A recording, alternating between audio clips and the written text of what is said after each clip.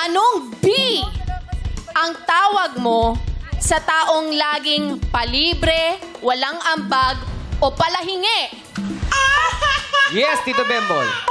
Burangot. Po? Sino ho? Buraot. Ay, Buraot. Ito din doon, nakatingin sa'yo. Ano po yung sinabi ninyo? Buraot. Burao. Buraot. Pero ang rinig po nung ano namin, Ano daw? buragot daw yung sinagot Buragot? Burangot? Burangot? Pwede ba tayo mag-replay? Burangot? Oo. Ano masagot ni Tito Bembol? Huwag kayong lolo-loko kay Tito Bembol. wag, wag. Baka magalit yan. Oo. Anong sabi? Out ba? Buraot. Buraot daw ang sabi ng narinig na madlang people eh. Tsaka mainit na ulo ni Tito Bembol. Huwag yung inaano. Nakasimangot na. Ay, ito. Okay. Ito ang play back. replay natin.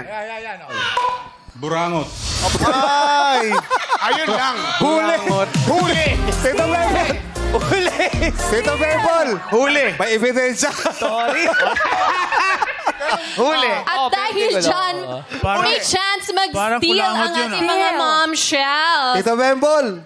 Huli, pero di kulong. So, burangot po is wrong. Gusto